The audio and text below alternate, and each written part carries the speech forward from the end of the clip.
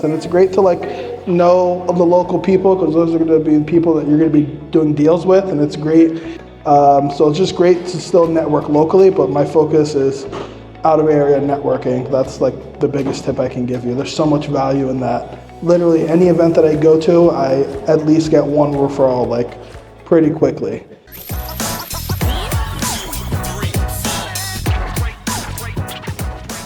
So Darnell, you blow the roof off of public open houses. What's the system? It's really simple. I mean, it doesn't take a lot. Biggest thing is put in the MLS. That's number one. You'd be surprised the number of agents that don't enter their open house in the MLS, or they do it the day of. When you put it in the MLS, it's going to rank it the highest possible on any of the aggregators' sites. The Zillow, the Redfins, Homes.com, you name it. It's going to put it up at the top.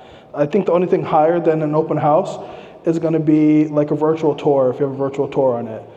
So that's number one, because most of the traffic is coming from online, right? Over 52% of buyers find the home themselves online, so we want to be in front of them. And then when it comes down to getting drive-by traffic, we literally put out minimum 20 to 30, sometimes 40 signs. It sounds excessive, but you need visibility. Especially here in South Florida, people drive 100 miles an hour on the regular city streets, so you need to give them enough notice so that way they can get in the correct lane so they can turn. Otherwise, they're gonna just keep on driving by. I don't do balloons, it's not for me. I'm not trying to make an extra stop and tie them onto the sign and cut them off. I appreciate agents that do that. I'm just not one of those. And occasionally, depending on the property, I'll even hire a sign spinner. So I've been using the same sign for literally 7 years now almost. And I pay someone anywhere from $15 to $25 an hour. It's normally some teenage kid, 2 to 4 hours. They just stand there with the sign. They're not professional sign spinners. They're not doing tricks and throwing them under their legs and whatnot. They're just at a high traffic intersection. Or some intersections don't have grass or green area where you can put a physical sign in. So it's useful for that, or you have A-frame signs. But most importantly, you need to know the laws in the city that you're hosting an open house in as well. Certain cities have different regulations when it comes to that. For example, the city of Coral Springs, you can only have 6 total open house signs, including the house in the front yard. Other cities will tell you where you can and can't put your signs, because you don't want to come out and see your sign's gone. It's not the other agent that stole them, it's code enforcement came by because you didn't look at the rules. Then we also door knock. I do the 5-5-5 rule. So we'll go the 5 doors to the left, 5 doors to the right, and 5 in the front usually. And depending on how much time we have that week, we'll also circle prospect. And we'll call the closest, we'll use our dialer and we'll do a neighborhood search, and we'll go ahead and pull the closest 200-300 addresses, and we'll get maybe 100, 120 records, and we'll start calling those. And again, that's the last thing that we do. But what's most important is what we do when they get there, not at the end of the day, and how do we convert them. So I don't know if we go over that now or later. Converting missions, tell us more, what are you doing when they actually show up? So has anyone ever read the book called Exactly What to Say for Real Estate Agents? Nobody? Wow. That's my favorite book right now. I've read it 3 times since August, and I've realized that I said a lot of those things already anyway in my business for years. So it's the realtor version of Exactly What to Say for Realtor? Yes, and it gives you 31 phrases of things that you can say that work for pretty much any scenario in real estate. So one of my favorite ones is when the guest is there, the open house visitor is there, I'll ask, I'll do a mini buyer consult with them. I'll ask them 3 or 4 questions, are you only looking in the Doral area, or are there any other areas would you consider? Would you consider Sweetwater? Would you consider Hialeah? Whatever. This is a 3-bedroom house. Could a 3-bedroom work? Do you need a 3-bedroom, or does a 2-bedroom work? So then I say, hey, did you know that based off of what you just told me, there's 40 houses that meet your criteria. Would it be of value to you if I emailed these to you? So we have to think of ourselves as traders, where we need to trade them something of value to get their correct information, because we know oftentimes when people sign into an open house, they're putting Mickey Mouse 123 at gmail.com, or they're giving you the real phone number but with 1 digit off because they don't want to be sold or bothered or marketed to. But once you show that you have value to them, and you're not just like another agent that's just trying to sell them something, yeah, we're salespeople, but they don't always realize that we're there to help them. So that's one of the biggest things I do is like ask questions like that. Would it be of value to you? Would you be offended if I asked to meet with you to go over the home buying process? So I have like a 2-page list of questions that I use in my business.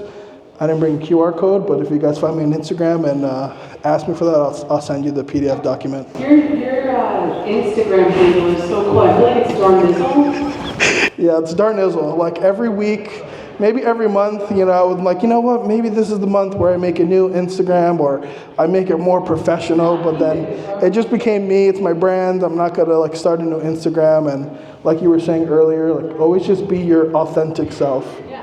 So I post everything on there, from going out to eat to what I'm cooking, my pets, obviously real estate stuff, but I try to post more personal stuff versus real estate specific stuff. Rosemary and I were talking about this yesterday. We have a similar technique, but I coined something called a 3-foot rule. Okay? The what? 3-foot rule. 3-foot rule. Yes. It is the fastest money that I make in real estate. Okay? Everything else that we talked about today is kind of long money. Doing social content, right?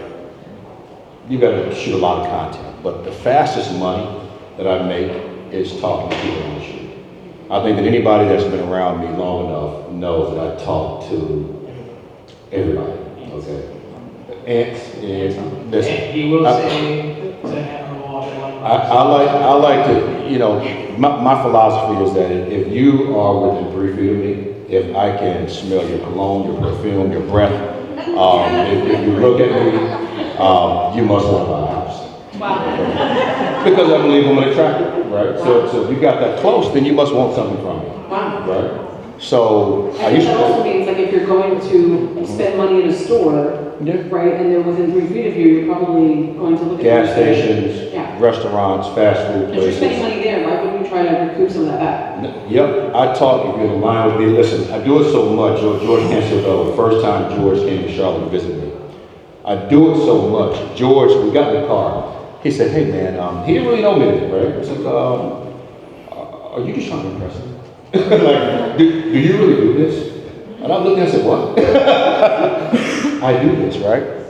Michael knows this. So I came to Florida to visit, and we were in an elevator. Doctor got in the elevator, right? Michael was mid-sentence. I started talking to the guy. And the philosophy is that most people think that people aren't going to talk to you because they're mean in Florida, or people are rushing you, and so on and so forth, but it works, okay? I know that Rosemary uses a very similar technique. I heard about it because one of her friends that became a client joined our firm in Charlotte, and she told me how she met Rosemary. And I was like, get out of here. I call it the 3-foot rule. So I talk to everyone, and all I say when I see these people, Yeah, what do you say? yeah, very simple. I say, you look, one or two things. You look like you want to buy a house. Wow. Yep. You look like you want to buy a house. Yeah, you look like you want to buy a house, right? And I get, Don't try that in the next 12 to 24 hours. Just quit. yeah. No, don't quit. It is very simple, but it always gets a response, okay? They're going to respond one way or another, right? I own a home, right? I don't want to buy a home, which will, follow up questions. Even if they own a home, right? My next question is, how many homes do you have? Right? How many? Well, I only have one. Well, great. So what if I could show you how to own a home that will pay you to own it? Right? And they're like, well, what do you mean? So then that strikes up another conversation. Right? If they say they don't own a home, I ask them why. You must love renting. Right? You must love what? Renting. You must love it, right? It's how rent. Paying a mortgage either way. It's either someone else's or your You own. must love it, right? And nobody loves it. So that strikes up another conversation. That's great. So, last year, and I track this because it's really hard to kind of, track conversion when you do it so much. But last year I did about 120,000 in GSAT just from that, speaking to strangers. Yeah. Because quick, Puerto Rican man, 10K, right? Like $120 last year in GCI because you Yes. talk to people within 3 feet Everybody. of your orbit. If they are breathing, then they want to talk to me. Yeah. Now listen, for those of you that are saying, I I can't might do get a that. second home in Charlotte. Hey, let's go. For those of you that think you can't do it, okay, everybody when I tell them this, I'm a really high introvert. Okay, I'm an introvert. People don't believe it, right? But I've taken a Myers-Briggs. I don't know how many times I tried to beat it, and I tested the 78th percentile as an introvert. Wow. Okay, so for me, it's a matter of life or death, right? Either I'm going to eat or I'm not going to. Wow. Okay, so I can spend time cold calling all day, right? Which is good for some people, Michael, right? He loves it, okay? I think that I build good rapport with people, face to face. I'm a very good listener. Yeah. So I can pick up on the small signs from my phone skills and hear what they're saying without them saying it. So they're easy to convert if I can just get them to talk face to face. And it works. So if you want really quick, listen, Sir Ashley right here, when he first came to Lifestyle, right? I was talking about this one. He's like, yeah, you're damn right. Excuse my French. I'm not doing that, right? I don't like people that much, right? I'm not gonna talk to him. Well, anyway, he left the office one day. He called me. He said, man, that actually works. Imagine that in real estate, talking to other humans. Yeah. Proud of you. But here's what happened to him though. He went into a snack place. Okay. He wasn't supposed to say that part. I was going to tell him that. Yeah. He went into Sean, you do not have permission to tell that next I'm year. telling it on him. Yeah, he went into a snack place and he spoke to this lady just to try it. And the lady had just gotten a pre-approval letter. Did not have a real estate agent. There you go. So like you never know who you're standing next to, who you're talking to. You have no idea. You talk to everyone. Okay, give them your card because when I did network marketing, it wasn't about the person I met. It was about who they knew. There you go. It's about who they knew, right? So I want to get into their database. That's what I want to do. So if somebody gets next to you at the gas station, don't be a secret agent. Tell them what you do, and you never know where it goes. I love that. We talk about that in our next digital mastery series. You can scan a QR code on our table. Truly, in terms of the 167 ways we identify new clients and find them and get gritty and peek underneath the hood. And what it is yeah, it's themselves, but it's who they know, because like attracts like, right? So if you permit someone to hire you as an agent, you probably want to work with their friends too, right? And you are allowed to fire people before you let them hire you. Oh, by the way, that's called abundance, and that's called mental sanity, and protecting your mental currency. Mistake people make when they first start cold calling is, I want to jump on value, I want to be efficient, and they care so much about efficiency versus effectiveness. They want to dial 200 phone calls and get half of an appointment that they go as a preview. It's not even an actual listing appointment. That's not success. Yeah.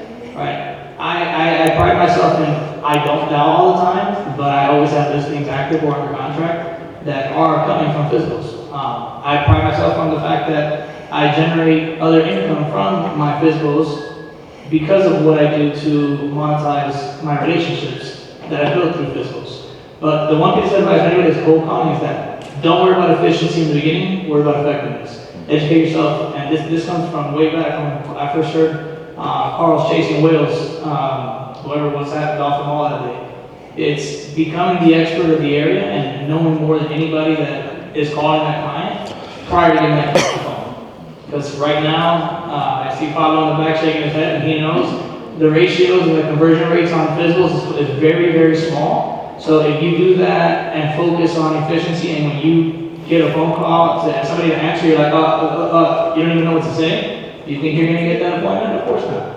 So focus on understanding where you're calling, be the expert of that area prior to starting these calls, right? Whether that be your neighborhood that you grew up in or somewhere that you knew the location, and if you don't know it, study it. And then just the second piece, for any listing that you get, for any physical, everything that we talk about today is relationships. Relationships. When you start becoming a listing agent, right, and you start getting listings, you start getting listings, what can you do to create 10 listings at one? Right? I find so many people get one listing and they're like, oh my God, I got a listing. And they know everything they have to do to turn that one listing into 10, but they don't do it. Get out there and make sure that every single relationship, if your career depended on that one relationship, that's how you have to treat every single relationship everywhere, whether you're a client or not. You're in real estate. You could piss somebody off out on the street and they find out you're a realtor and tarnish your whole name. So it doesn't matter if it's a current client or if it's somebody just in the street, Somebody else said today, be nice, be good people, be a good person, and do that across the board. When you get a physical, when you get a listing, whether it's a physical, whether it's expired, whether it's one of your friends, somebody gave you a referral, maximize it, market it correctly, take pride in what you're putting out. Social, I can't even tell you how many people on social media that I see, I'm like, why did you even post that picture? It looks like you took it with a flip phone. That is the stuff you're putting out to people that are coming to buy your client's property. So treat it like it's your property. Treat it like you're selling your own stuff. Treat it like you're doing this for your family, for your friend. Because you are. Exactly. Yes, because these clients do, and I don't believe in past clients. Right. These are your clients. I think my sales talks about it. You do not, they are a past client when you tell yourself they're a past client. If they stay your client forever and you do your job following them, they will be your client and they will multiply and you will create a ton of clients out of that one client. But that's up to you. So take pride in the work you do, take pride in the work you put out, and really make sure that everything that you learn every day, you actually go out and do it. Because I promise you that we can take every single horse in this room to the water, but we can't make anybody drink. That's just the reality. That was my advice. Love it. Love it. Darnell, you're going to be What's some advice in just creating monetized relationships and working this in your business? You've had so much success. I said it on the last panel, but like networking and going out to events that are not local. You know, I love all you guys. This room is great. There's a lot of out-of-towners here, but try to find things that are outside of your market. You know, even if it's just an hour or 2 hours away. Like I go Come to New Jersey. It's 20. Not right now. It's way too cold. Come to New Jersey in June for my birthday. Yes, I'll be there. But like I go to stuff in Naples, for example. You know, I go to stuff in St. Petersburg, Tampa, Orlando. I love any excuse to fly out of state to go to an event, even if it's only like a 2 hour, 3 hour mastermind. That's fine because, you know, we're realtors and we can expense that, you know. So that's the biggest, that's probably where I spend most of my budget for the year is traveling to meet other out-of-state agents because my referral business is huge. I've sent out over $200,000 in the last 24 months to other agents, just my referral business. Hey, how's it going? Dallas, Texas. You're gonna need a South Florida referral partner. Forget the other people. So that's really it. Just really going out and networking. And I feel like a lot of agents, especially new agents, will just go to so many local events. And it's great to like know the local people because those are going to be the people that you're going to be doing deals with. And it's great when you have a buyer that likes a listing and you look at it, you're like, wow, that's George, you know, I sat on the board with him, or that's Omi, you know, we were in the same office at one point, you know. So it's just great to still network locally, but my focus is out of area networking. That's like the biggest tip I can give you. There's so much value in that. Literally any event that I go to, I at least get one referral like pretty quickly because people know someone in South Florida that wants to buy a second home or moving here, or they want an Airbnb, you know, something like that. Whereas it's a lot less unlikely for me to send a referral to someone I meet in Nebraska, you know, or Indiana, but there's a really high chance that they're going to eventually send me someone here in South Florida, right? You know, we're the top real estate market in the country and number 2 in the entire world right now. So just go out and network outside of your local area is the biggest tip I can give you.